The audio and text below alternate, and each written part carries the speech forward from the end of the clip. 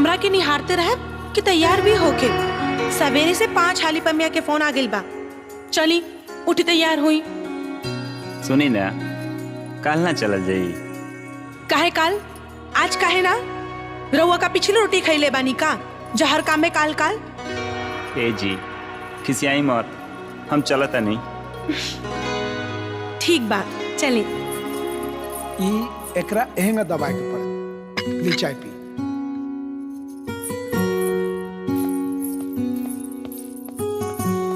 हाय ली दादी, ये बिना चीनी के हा। माई प्रणाम। खुश रहा बेटा। मेहदार जात बड़ा ना तो तनी थाबे माई भी चल जइया। दुल्हन के दर्शन करा दिया और एगो चुनरी चढ़ा दिया। ठीक बा माई। अरे अब तू लोग कहाँ जात बड़ा? माई स्वीटी के अपना सहेली से मिले जाए के बा। सांझ ले हमनी के लौट आए सन माई। बेटा वीर और दुल्हन भी मन्नत पूरा करे खातिर मंदिर जातड़न त घरे केहू के तो रहे के चाहिए। ई लोग आज आ जइहन तो काल तू लोग चल जइहा। काल काहे माँ जी? आज काहे ना? बिटिया घर में एगो बूढ़ पुरनिया बानी और ऊपर से कोई नाथ हित आ जाए तो केहू के तो रहे के चाहिए ना। हाँ घर में खाली हमरे के रहे के चाहिए। इहो भी तो रह सकत रहली है ना। स्वीटी माई से ऐसे बतियावल जाला? श्याम धनी के आज चल जा सा, हमनी के काल चल जाब सा। ना भैया, ई जौन कही तौने होई। हमनी के कोनो मंदिर वंदिर निखे जाए के।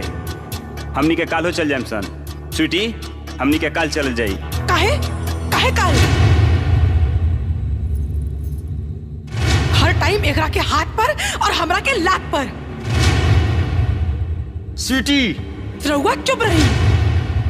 अरे अभागिन, अपना माँ बाप के खा के पेट ना भरल जे हमरा खुशी के चबावे आ गइलिस।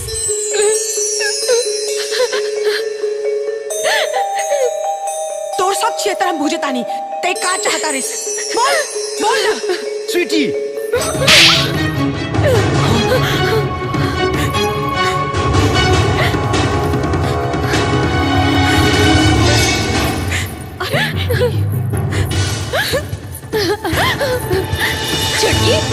छुटकी चल ना, ते घर में चल। मत जा छुटकी। कहाँ जाता डी से? हम ही घर छोड़ के जाता नहीं।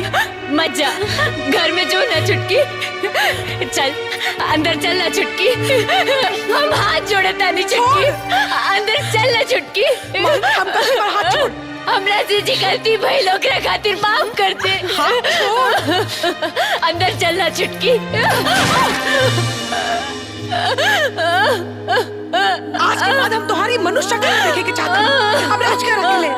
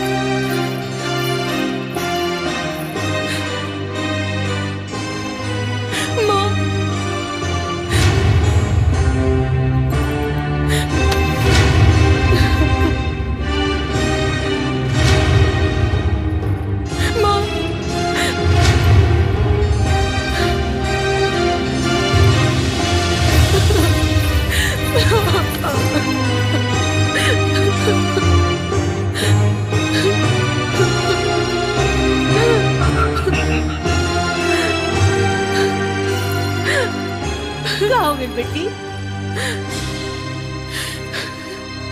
हम वो घर छोड़ के आ गई नहीं। हाँ बाकी का है? उ लोग हमरा की बहू ना नौकरानी बना के रख ले रहलन। घर के झाड़ू पोछा बर्तन सब कुछ करत रहनी है। बाकी इज्जत एक को पैसा के ना। अच्छा कर लू है, वो घर छोड़ के आ गई लू अपना माई के पास। जा नहा धो के आराम कर।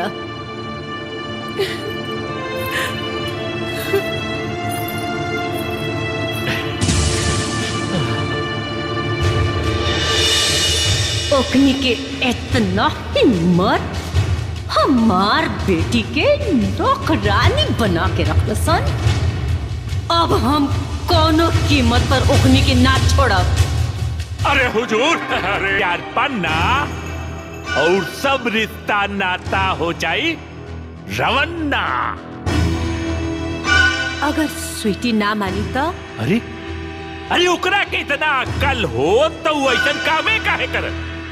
ओकरा के समझाए के जिम्मा हमरा पर छोड़ दे। हम कुछ ऐसा करब ना कि सांप भी मर जाई हुजूर और लाठी भी ना टूटी।